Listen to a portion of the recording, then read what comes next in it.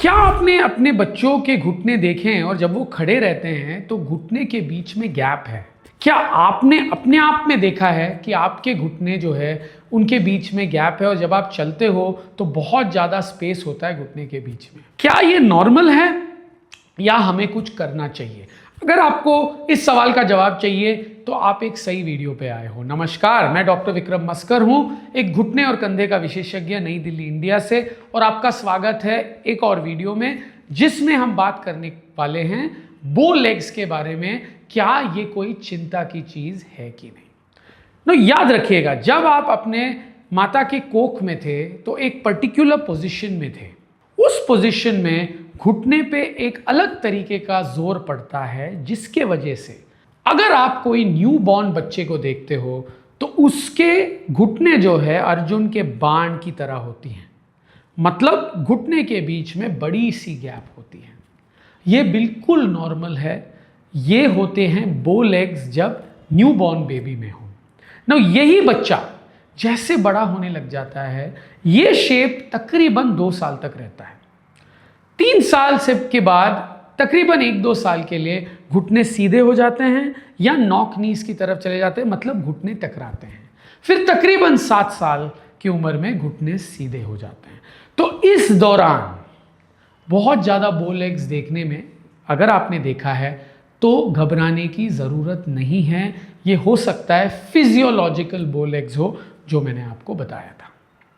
अगर ज़रूरत से ज़्यादा दिखे आपको तो आप अपने पीडियाट्रिशियन या बच्चों के डॉक्टर या घुटने के विशेषज्ञ जो बच्चे के ऑर्थोपेडिक सर्जन हैं उनके पास भी जा सकते हो।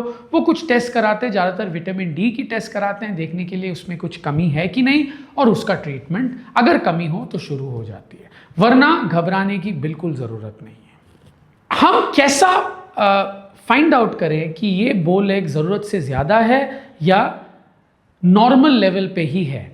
एक विशेष एक्सरे आती है जो एक विशेषज्ञ मेरी तरह कराता है, कूल्हे से लेके एड़ी तक, देखने के लिए कि बदन का वजन कहाँ पे जा रहा है। तो ये एक्सरे में कूल्हे से लेके एड़ी तक दिखाई देती है, हड्डियाँ दिखाई देती है, और हम एक लाइन ड्रॉ करते हैं कूल्हे से लेके एड़ी तक देखने के लिए कि ये घुटने के अंदर की तरफ जा रहा है, घुटने के बीचों बीच जा रहा है या बाहर की तरफ जा रहा है।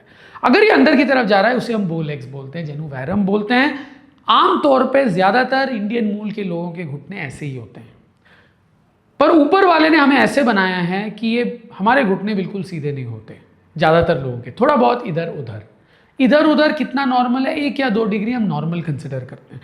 उससे ज़्यादा हो तो हम इसे बो लेग्स समझते हैं, जब बदन का वजन अंदर की तरफ जाओ।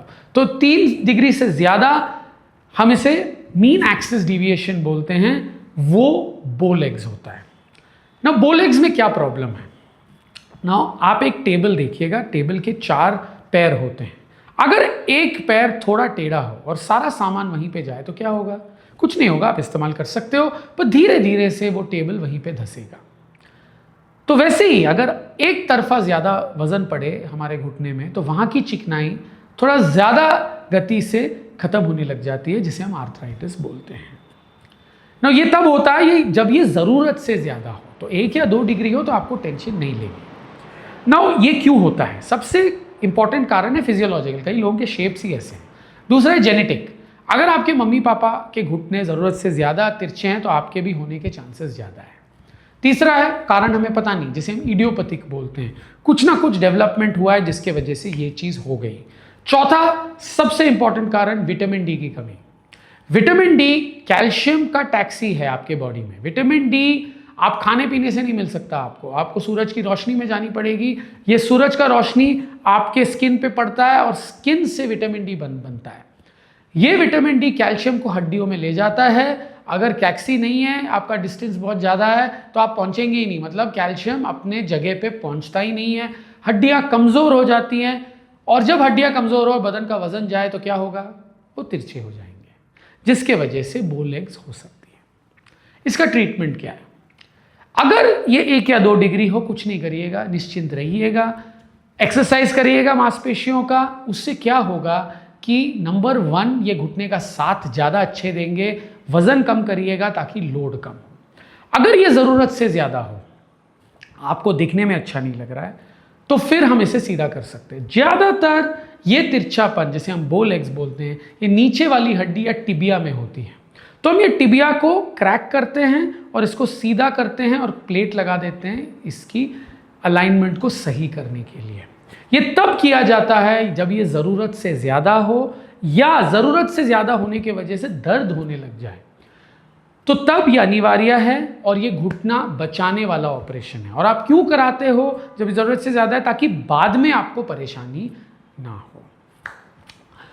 मुझे उम्मीद है इस वीडियो से आपको काफ़ी जानकारी मिली है बो लेग्स के बारे में, जेनु वैरम के बारे में, कब आपको ये चिंता की बात है और कब ये चिंता की बात नहीं है।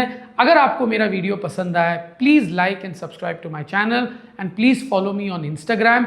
जिन लोगों को अंग्रेज़ी कंटेंट पसंद है, हमारा एक अंग्रेज़ी चैनल भी है, please like, subscribe and follow me there. Thank you.